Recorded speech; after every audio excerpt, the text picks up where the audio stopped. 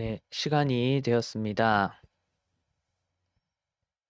다 같이 찬송가 10장으로 예배를 시작하겠습니다.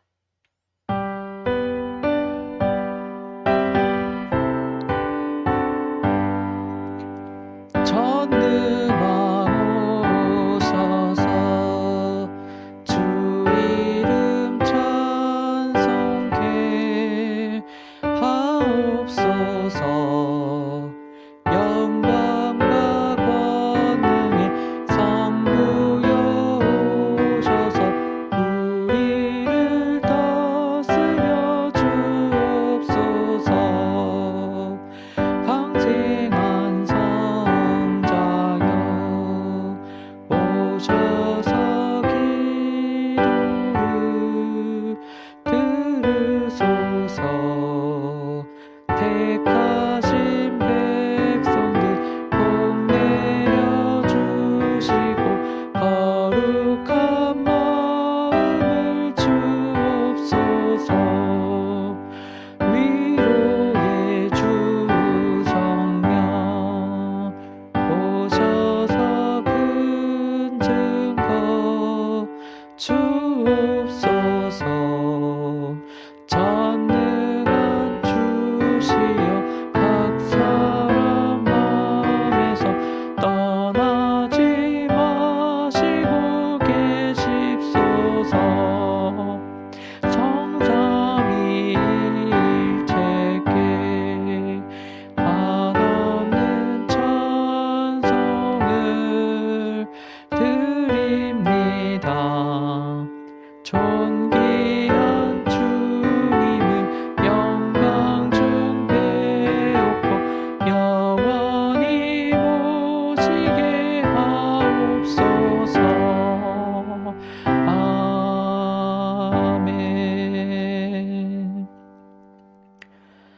할렐루야. 여호와는 나의 능력과 찬송이시요 또 나의 구원이 되셨도다. 의인의 장막에 기쁜 소리, 구원의 소리가 있으며 여호와의 오른손이 높이 들렸으며 여호와의 오른손이 권능을 베푸시는도다. 하나님은 영이시니 예배하는 자가 영과 진리로 예배할지니라. 아멘. 사랑하는 형제 자매 여러분, 우리는 예수 그리스도를 통해 하나님의 전적인 은혜로 구원을 받았습니다. 이 시간 그 놀라운 은혜에 감사하며 죄악된 삶을 회개하고 하나님이 보시기에 아름다운 삶을 살아가도록 간절한 마음으로 기도하겠습니다.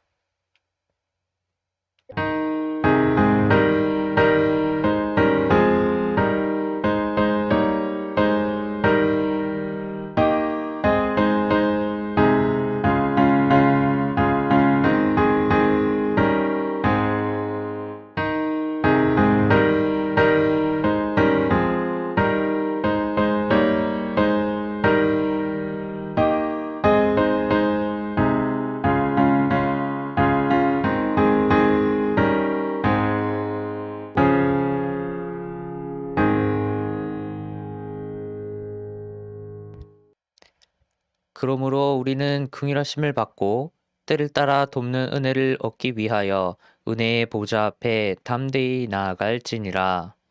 사랑이 많으신 주님, 이 놀라운 용서의 은총을 허락하신 것에 감사드립니다.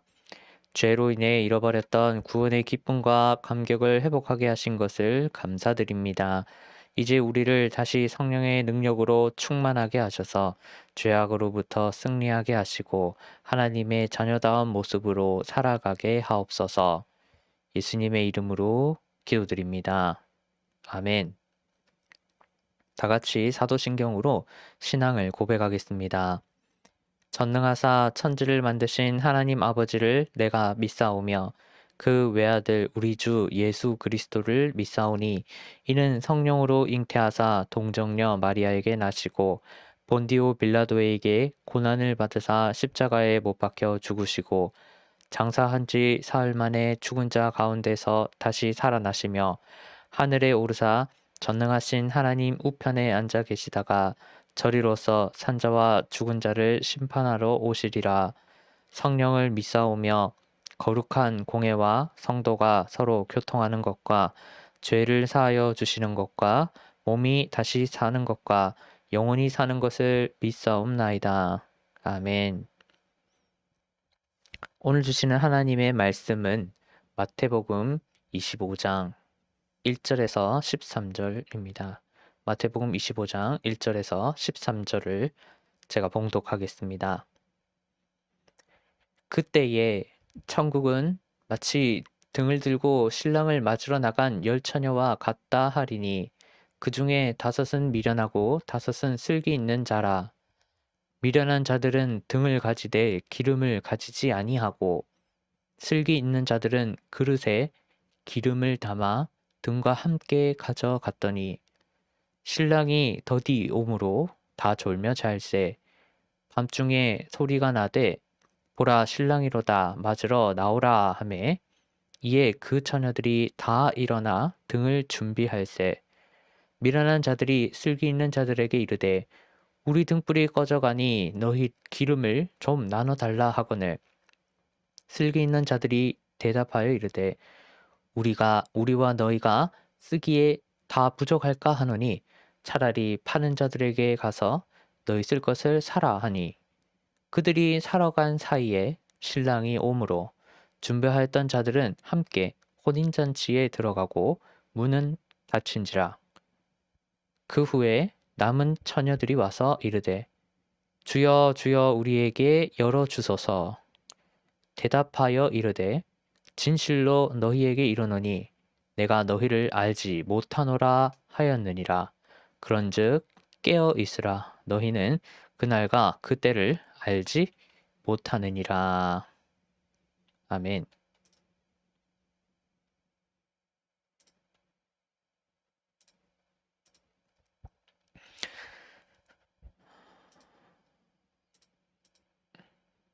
열처녀 비유는 현세를 살아가는 그리스도인들에게 예수님의 재림을 어떻게 준비해야 할지를 알려줍니다. 구체적인 내용은 2가지입니다. 첫째, 각각의 그리스도인은 각각 자신의 믿음과 행동에 책임이 있습니다. 그리스도인은 다른 사람에게 예수님의 재림을 준비한 믿음과 행동을 전이할 수 없습니다. 둘째, 그리스도인은 평소에 예수님의 재림 시점을 바라보는 마음과 태도를 가져야 합니다. 예수님은 시간적으로 평소에 예수님의 재림을 준비하라고 그리스도인에게 알려줍니다.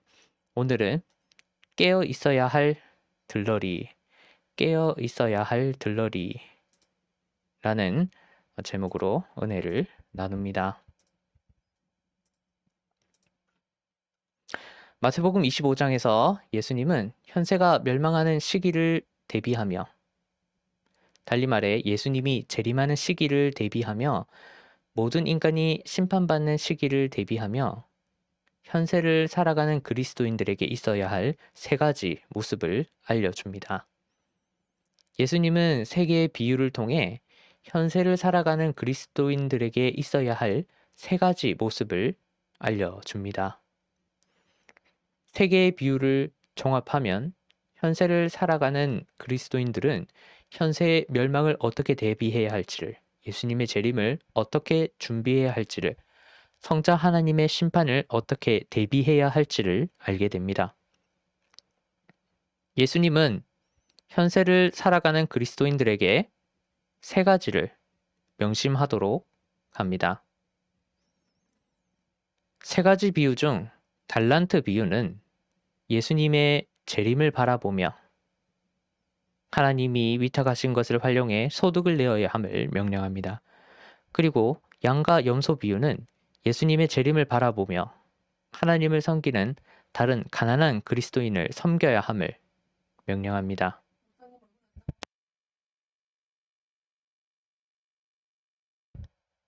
마태복음의 달란트 비유와 양과 염소 비유는 누가복음에서 하나로 통합됩니다.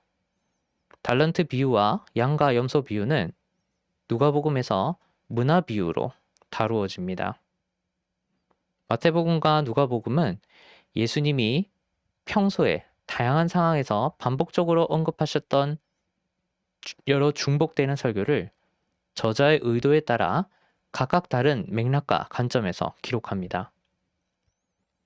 세 가지 비유 중 열처녀 비유는 구체적으로 두 가지를 명령합니다. 첫째, 예수님의 재림을 바라보며 개개인이 긴장감 있게 살 것을 명령합니다. 비유에 따르면 각각의 그리스도인은 각각 자신의 믿음과 행동에 책임이 있습니다. 비유에 따르면 각각의 그리스도인은 개별적으로 가졌던 믿음과 행위에 따라 심판받습니다. 예수님은 임박한 현세의 멸망을, 임박한 예수님의 재림을 개인적으로 준비하도록 촉구합니다. 예수님은 누군가의 재림을 준비한 행동은 다른 누군가에게 전이될 수 없음을 선언합니다.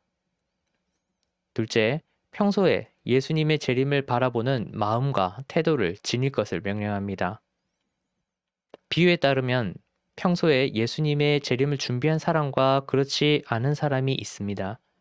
평소에 예수님의 재림을 바라보는 마음과 태도를 견지한 사람과 그렇지 않은 사람이 있습니다.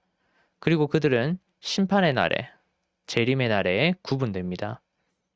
예수님은 평소에 자신의 마음과 태도를 심판의 날로, 재림의 날로 향하도록 촉구합니다.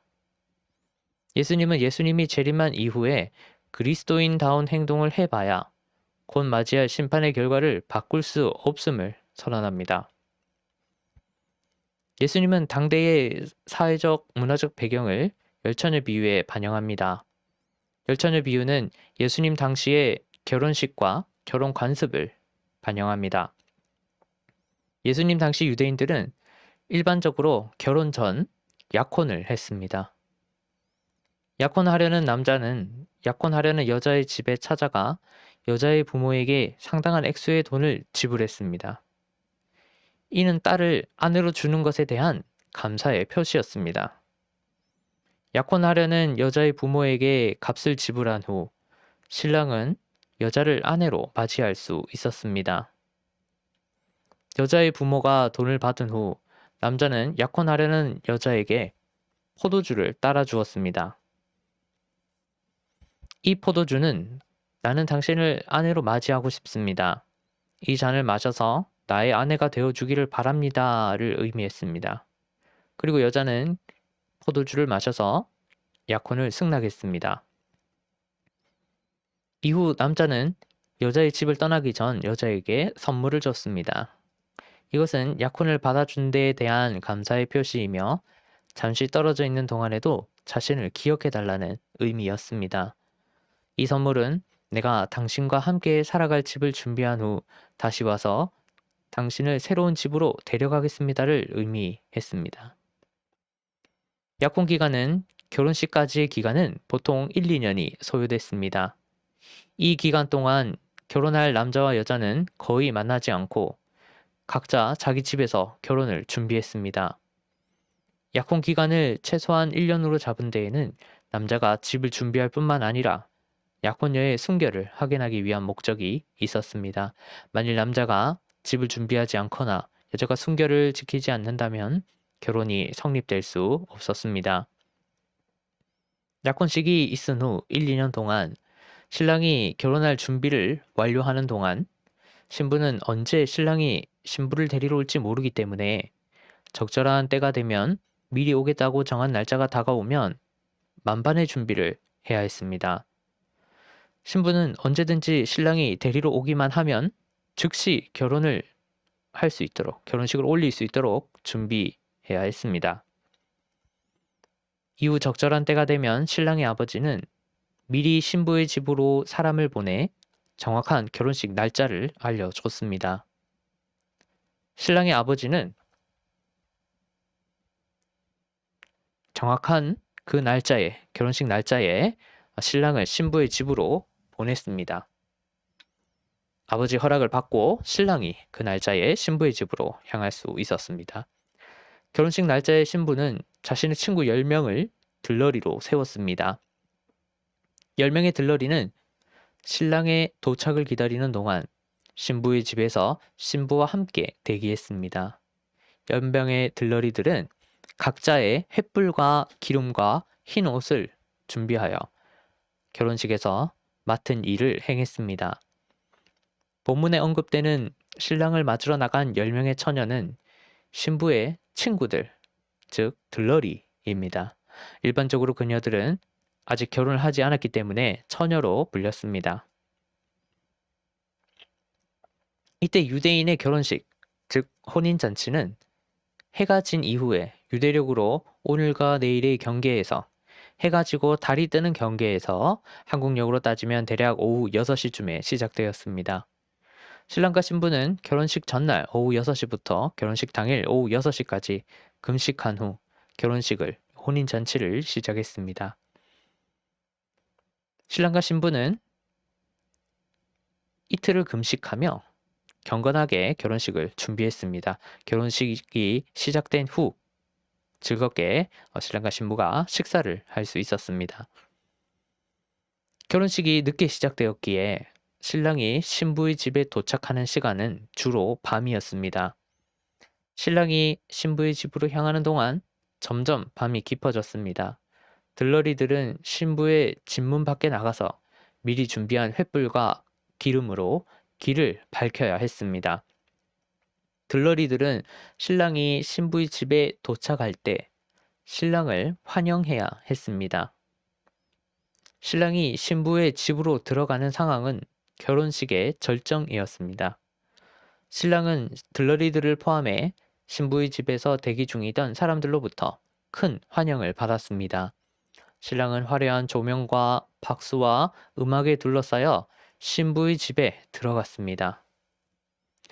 신랑이 신부의 집에 들어간 후 신랑과 신부가 만난 후 신부는 결혼식을 치르기 위해 신랑과 함께 신랑 집으로 갔습니다.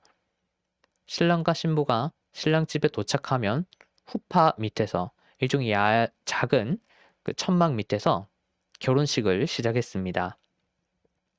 신랑과 신부는 신부의 집으로부터 신랑의 집으로 이동할 때 그 후파 밑에 가기까지 횃불을 든 들러리들에게 둘러싸여 축하를 받았습니다. 이후 들러리들은 신랑 집에서 횃불춤을 추고 노래를 부르며 결혼식을 축하했습니다. 당시 들러리들이 들었던 이 등불, 즉 횃불은 막대기 끝에 기름을 듬뿍 묻힌 손뭉치였습니다. 기름이 묻은 손뭉치에 불을 붙이면 횃불이 타올랐습니다. 계속 횃불을 밝히기 위해 대개 15분마다 손뭉치에 추가적인 기름을 공급해야 했습니다. 일반적으로 들러리들은 횃불을 계속 밝힐 수 있는 기름을 기름통에 준비했습니다. 상식적으로 들러리들은 기름을 충분히 준비했습니다. 들러리가 추가적으로 기름을 가져가지 않는 것은 들러리가 덩그러니 횃불에 기름만 묻혀서 들고 가는 것은 들러리의 내면을 신랑을 환대할 의지가 없다 또는 결혼식을 진행할 마음이 없다 또는 결혼식과 나는 관계가 없다는 들러리의 내면을 드러내었습니다. 들러리들은 신랑과 신부와 하객들이 결혼식을 즐겁게 보내도록 도와야 했습니다. 들러리들은 신랑과 신부의 길을 밝힐 뿐만 아니라 결혼식장에서 횃불로 축하 공연을 해야 했습니다. 관련하여 횃불에 사용된 기름은 올리브유입니다. 올리브 기름입니다. 올리브 기름은 매우 흔했고 언제든 구할 수 있었습니다. 올리브 기름은 서민들에게 생필품이었습니다. 올리브 기름은 요리에 많이 사용되었고 상처를 치유하는 데도 사용되었고 밤에 불을 밝히는 데 사용됐습니다. 이외에도 올리브 기름은 제의적으로 사용되었습니다. 지금도 팔레스틴에 올리브 나무가 흔합니다. 특히 감난산에 올리브 나무가 많습니다. 예수님 당시에도 팔레스틴 곳곳에 올리브 기름을 짜는 곳이 있었습니다. 올리브 기름은 마음만 먹으면 쉽게 구할 수 있었습니다. 이제 본문을 보겠습니다. 1절에 그때에 라는 표현은 마태복음에서 자주 사용됩니다. 이 표현은 앞서 마태복음 24장 44에서 51절까지 언급된 비유와 열처녀 비유를 연결합니다.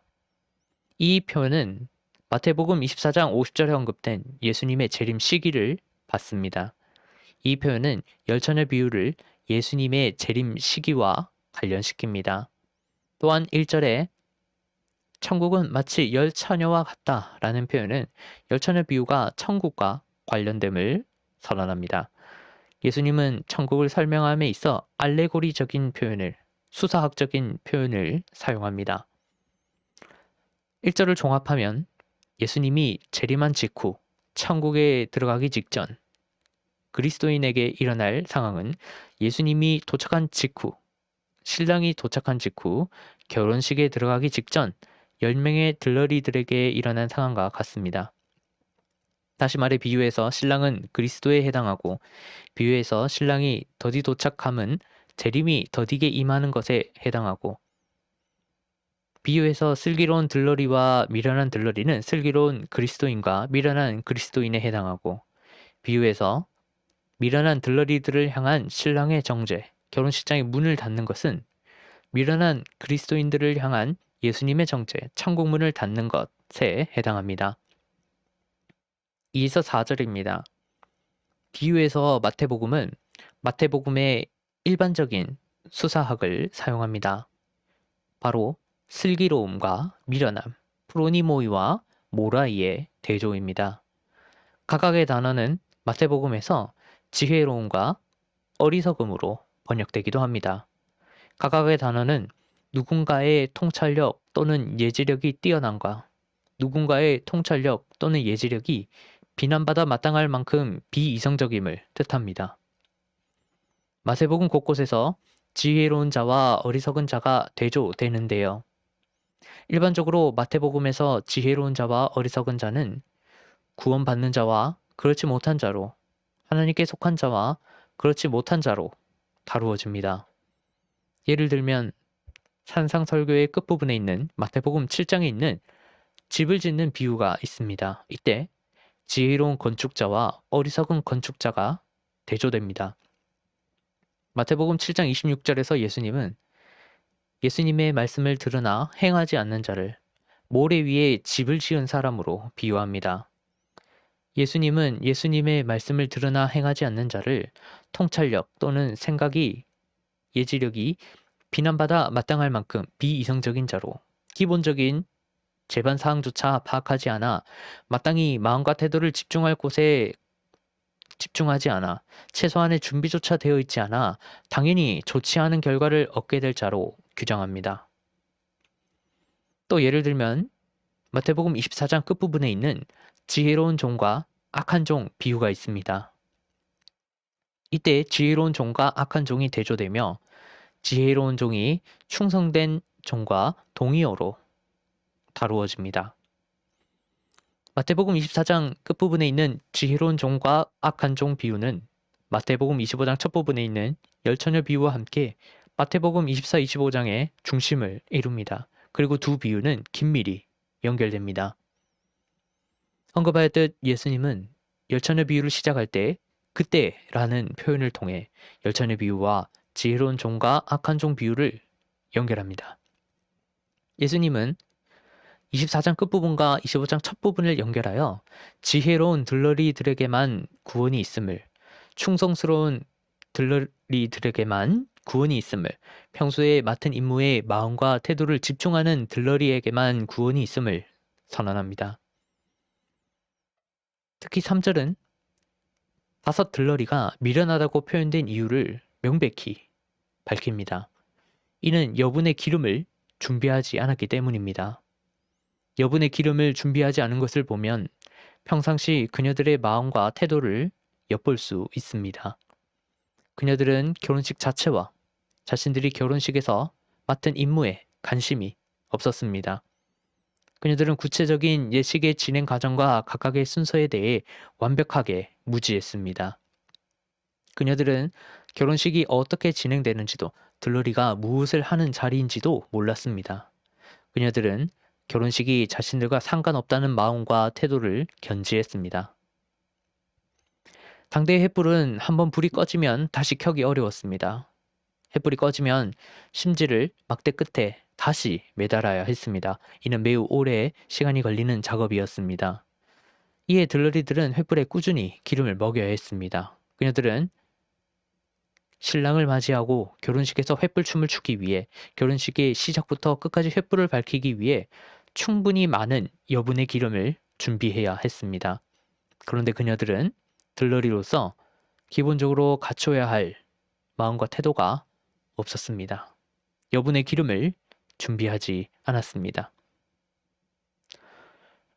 여러분 떠올려 보십시오. 기름을 충분히 가져오지 않고 횃불만 덩그러니 가져온 들러리를 말입니다. 기름이 부족해서 다 탄 횃불만 들고 있게 될, 시꺼먼 막대기만 들고 있게 될 그 들러리들을 말입니다. 그토록 준비되지 않은 들러리들을 떠올리면 헛웃음이 나옵니다. 결혼식 들러리들이 결혼식에 관심 없이, 아무런 준비 없이 그렇게 그냥 맨손으로 일하러 온 광경을 떠올려 보십시오. 미련한 들러리들의 그 마음과 그 태도와 그 모습은 공분을 일으킵니다. 반면 슬기로운 들러리들은 기름 그릇을 따로 준비하여 횃불과 함께 가져갔습니다. 큰 통 또는 용기에 기름을 담아갔기에 슬기로운 들러리들은 지속적으로 또한 얼마든지 불을 켤 수 있었습니다. 5에서 7절입니다. 일단 10명의 들러리들은 모두 신랑을 기다렸습니다. 그녀들은 모두 신랑을 맞이하려 했습니다. 그런데 문제가 생깁니다. 무슨 이유에서인지 신랑이 도착하지 않습니다. 실제 유대인의 결혼식에서 신랑은 종종 신부 집에 늦게 도착했습니다. 주된 이유는 신부의 가까운 친척들에게 줘야 할 선물을 놓고 신랑과 가까운 친척들이 오랫동안 논의했기 때문입니다.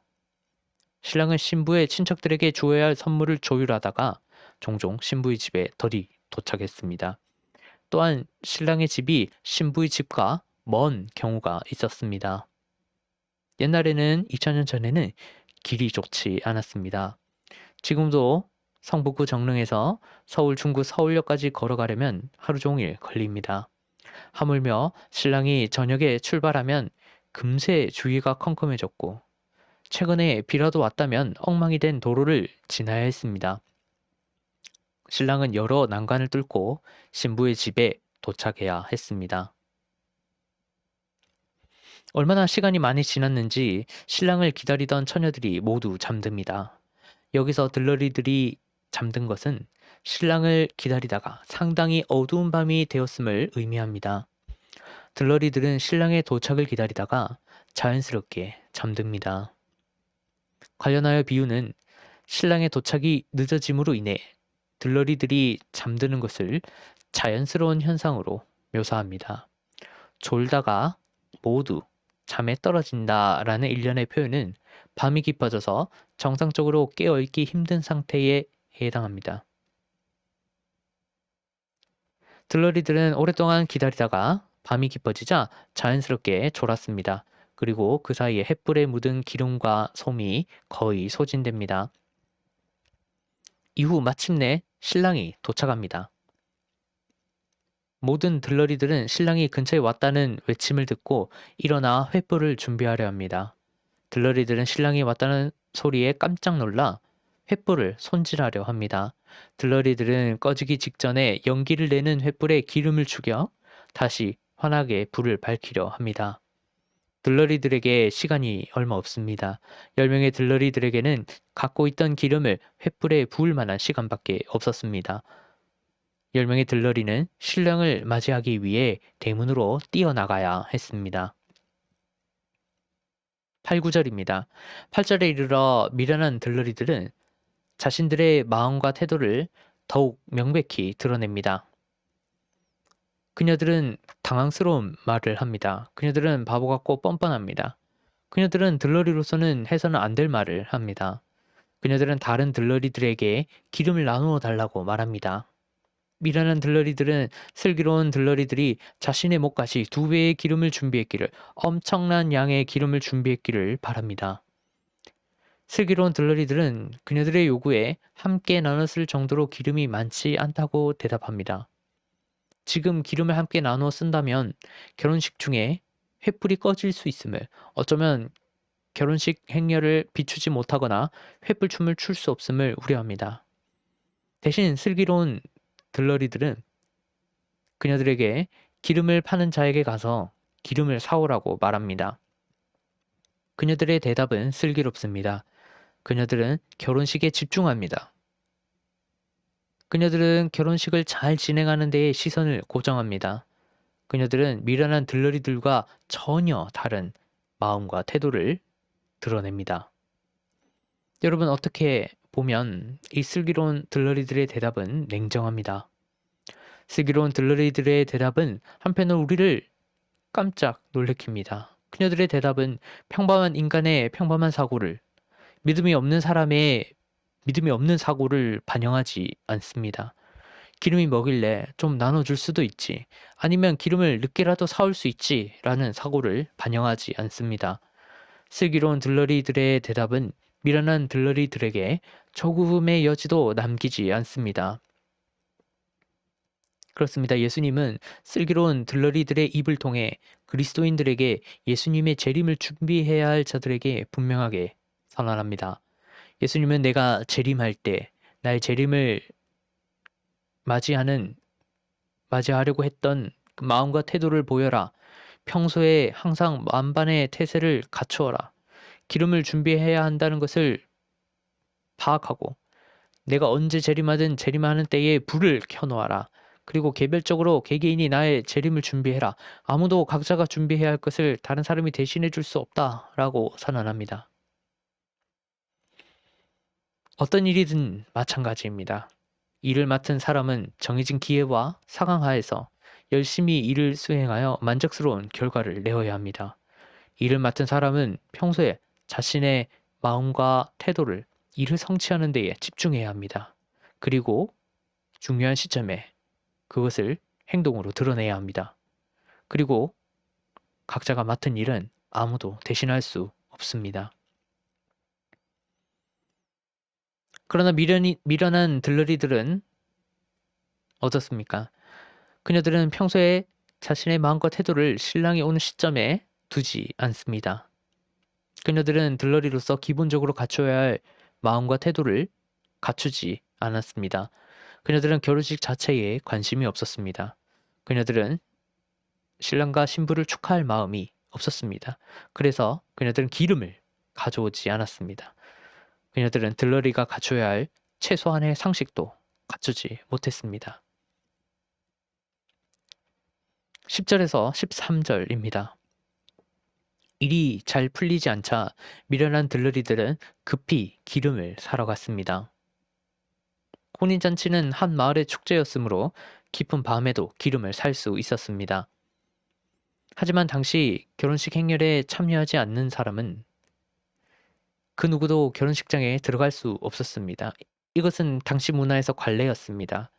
결혼식 행렬에서 이탈한다면, 심지어 결혼식 행렬을 밝히기 위해 고용한 자가 결혼식 행렬을 이탈한다면 혼주는 그 자를 당연히 결혼식장에 들일 수 없습니다. 비유 속 미련한 들러리들은 이러한 통상적인 관례조차 파악하지 못한 우스꽝스럽고 한심한 인물입니다. 그녀들은 뒤늦게라도 기름을 준비했다는 명분을 쌓기 위해 결혼식 행렬에서 벗어납니다. 그녀들은 결혼식에 들어가지 못할 상황을 스스로 만듭니다. 차라리 미안하다고, 잘못했다고, 한 번만 더 기회를 달라고, 결혼식에 들어가게 해달라고 부탁하는 게 나아 보입니다. 이후 그녀들이 기름을 사러 갔을 때 결혼식장의 문이 닫힙니다. 미련한 5 들러리들은 신랑을 맞이하지 못합니다. 그녀들은 혼인잔치에 들어가지 못합니다. 그녀들은 그동안 들러리로서 조금이나마 고생한 것을 무효로, 또한 무의미하게 만듭니다. 그녀들은 자신의 신분을 망각한 채 무념무상으로 지내다가 들러리로서의 소임을 준비하지 않다가 결혼식을 대비하지 않다가 마음과 태도를 결혼식에 집중하지 않다가 날벼락을 맞습니다. 10절에 문은 닫힌지다 라는 표현은 문법적으로 부정과거 수동태 직설법입니다. 이는 닫혀진 문을 다시 열 수 없음을 의미합니다. 10절은 문이 닫힌 후에 기름을 구해와 봐야 문이 열리지 않음을 강조합니다. 관련하여 10절에서 혼인잔치라는 단어는 마태복음 22장 1절에서 14절처럼 오직 메시아의 재림 상황을 묘사하는 데 사용됩니다. 전영어구입니다. 또한 11절에서 주여 주여라는 문구와 12절에서 진실로 너희에게 이르노니라는 문구는 마태복음 7장 21절에서 23절까지 예수님의 명령을 듣기만 하고 실천하지 않던 자들에게 예수님, 즉 성자 하나님이 정죄하는 상황을 상기시킵니다. 즉 예수님은 미련한 들러리들과 신랑이 아무런 상관이 없는 사이임을 밝히며 그녀들의 결혼식 참여를 미련한 그리스도인들의 천국 입성을 거절합니다.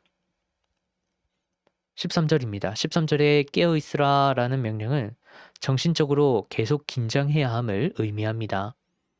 이 표현의 핵심은 언제이든 예수님이 돌아왔을 때, 예수님이 재림했을 때, 그 순간에 예수님의 재림을 준비하는 마음과 태도를 보이라는 겁니다. 예수님에 따르면 예수님이 재림했을 때 그 순간에 기름을 사러 가지 않아야 합니다. 언제이든 예수님이 돌아왔을 때 그 순간에 준비되지 않은 마음과 태도를 보이지 않아야 합니다. 예수님에 따르면 각각의 그리스도인들은 항상 언제나 긴장하여 예수님을 영접하려는 마음과 태도를 견지해야 합니다. 그리고 그렇게 예수님을 맞이해야 합니다. 예수님은 앞서 마태복음 24장 43절에서 동일한 명령을 내렸습니다.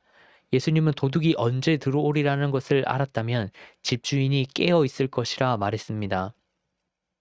이는 도둑처럼 한밤중에 예수님이 기습적으로 재림할 것이니 바짝 긴장해서 계속해서 그 시점만 바라보라는 의미입니다. 예를 들어 정해진 시점에 도둑을 맞이한다고 칩시다. 그러면 집주인은 정해진 그 시점 앞뒤에 긴장할 겁니다. 문을 걸어 잠그고 몽둥이를 손에 쥘 겁니다. 심장을 두근거리며 곧 도둑이 들어올 문만 바라볼 겁니다. 그 정해진 시점이 임박했을 때 부랴부랴 뒤늦게 문의 잠금 장치를 교체하거나 부랴부랴 뒤늦게 몽둥이를 가지러 갈 사람은 없습니다. 그 정해진 시점이 임박했을 때 마음과 태도를 TV, 여행, 음식, 쇼핑에 향하는 사람은 없습니다. 그런 사람은 미련합니다. 즉 예수님은 어느 시점을 지나면 횃불을 든 채 신랑을 맞이해야 할 시점을 지키지 못하면 평소에 긴장할 그 시점을 바라보지 않으면 기름을 준비하지 않으면 영원히 결혼식계에 들어갈 기회가 없어짐을, 결혼식 행렬에서 낙오됨을, 천국에 들어갈 수 없음을 알려줍니다. 말씀을 맺겠습니다. 열처녀 비유는 구체적으로 두 가지를 알려줍니다. 첫째, 각각의 그리스도인은 각각 자신의 믿음과 행동에 책임이 있습니다. 비유는 신랑을 맞이하고 결혼식장에 들어가기 위해 반드시 개별적으로 소유하고 준비한 기름이 있어야 함을 강조합니다. 비유는 결혼식에 참여하기 위해 아무도 타인을 의지할 수 없음을 알려줍니다. 비유는 예수님과 그리스도인의 관계는 오직 스스로 맺어야 함을 알려줍니다. 비유는 예수님과 그리스도인의 관계에서 개인마다 준비해야 할 것이 있음을 알려줍니다. 둘째, 그리스도인은 평소에 예수님의 재림을 바라보는 마음과 태도를 지녀야 합니다. 예수님이 미련한 들러리들에게 문제 삼은 것은 기름을 준비하지 않은 겁니다. 좀 더 정확하게 말하면 예수님은 평소에 들러리로서 기본적인 마음과 태도를 가지지 않았음을, 결혼식에 집중하지 않았음을 지적합니다. 예수님은 시간적으로 평소를, 지금을 놓치지 말라고 알려줍니다. 예수님은 장차 죽음에서 부활하여 예수님의 심판이 거행되기 직전에는 기름을 사봐야 아무런 의미가 없음을, 그리스도인으로서 행해야 했던 것을 뒤늦게 행해봐야 아무런 소용이 없음을 알려줍니다. 예수님은 평소에 미리 예수님을 맞이하려는 마음과 태도를 가지고 실제로 예수님이 왔을 때에 예수님을 맞이하도록 모습으로 드러내도록 강조합니다. 예수님의 재림에 대한 희망을 각자가 지니고 현세의 그것에 대한 대가를 지불하는 삶을 살라고 말씀합니다. 예수님에 따르면 예수님의 재림을 기다리는 대가를 지불하지 않았을 때, 아무런 긴장 없이 평소를 살아갔을 때, 재림을 준비하지 않았을 때, 예수님의 재림을 맞이하지 못합니다. 천국에 들어가지 못합니다. 그래서 오늘은 잠시 이렇게 한번 기도했으면 합니다. 예수님의 재림을 바라보며 살게 하소서. 예수님의 재림을 준비하는 마음과 태도를 갖게 하소서. 개인적으로 또한 평소에 재림을 준비하게 하소서. 그리하여 예수님의 재림을 맞이하게 하소서. 천국에 들어가게 하소서. 라고 이 시간 잠시 기도하겠습니다.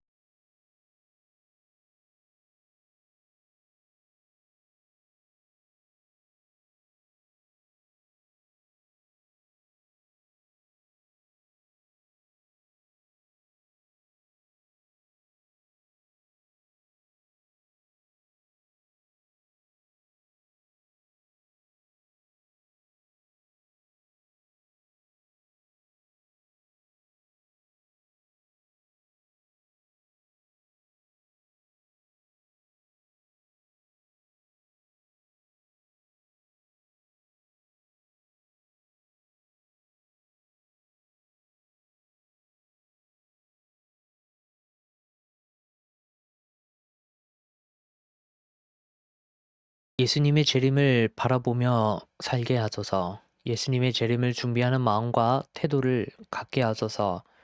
개인적으로 또한 평소에 재림을 준비하게 하소서.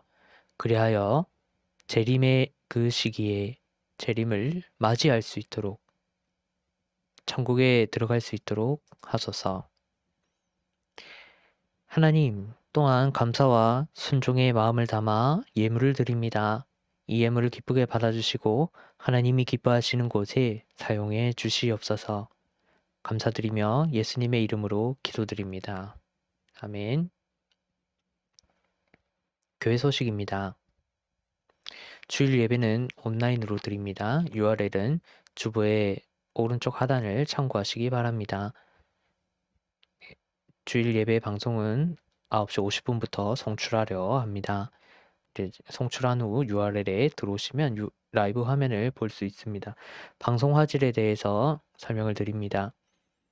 모바일로 예배에 참여하시는 경우 카카오 TV 어플을 설치한 후 먼저 설치를 합니다. 그 후에 우리 늘 지금 하듯이 카카오톡 계정으로 접속을 해서 채널로 들어와서 또 예배에 들어오십시오. 그리고 화질을 FHD 화질로 이렇게 설정 버튼을 눌러서 들어오시면 카카오 TV로 연동이 됩니다. 그러면 조금 더 좋은 화질로 예배를 드리실 수 있습니다. 또 그리고 바른 성경 안내입니다. 본교회는 한국 개신교회와 합동교단의 전통과 역사에 따라 개역 개정 성경을 기본 성경책으로 인정합니다. 이외에 조금 더 현대적인 번역문으로 구성된 바른 성경을 독서용으로 추천합니다. 여러 가지 이야기가 많습니다. 바른 성경이 지금 출판이 되지 않는 또 사실 가지고 있는 것도 문제가 될 수도 있는 그런 상황이 있는데 일단은 바른 성경이 있다면 굳이 버리지 마시고 또 일단 읽는 것을 추천드립니다. 큰 문제는 없습니다. 헌금 안내입니다. 카카오뱅크로 또 계속 헌금을 하고 있습니다. 관련된 내역은 교회 홈페이지에 개혁교회 탭에 정기적으로 공개가 됩니다. 네, 나머지 사항은 주보를 참조해 주시기 바랍니다. 다 같이 찬송가 29장으로 예배를 마치겠습니다.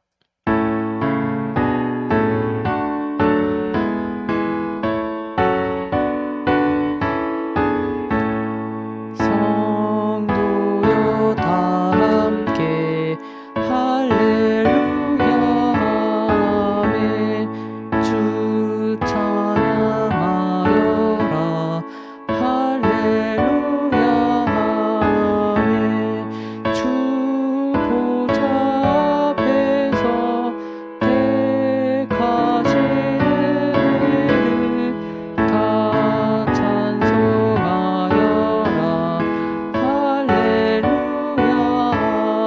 아멘. 만문을 열어라 할렐루야 아멘.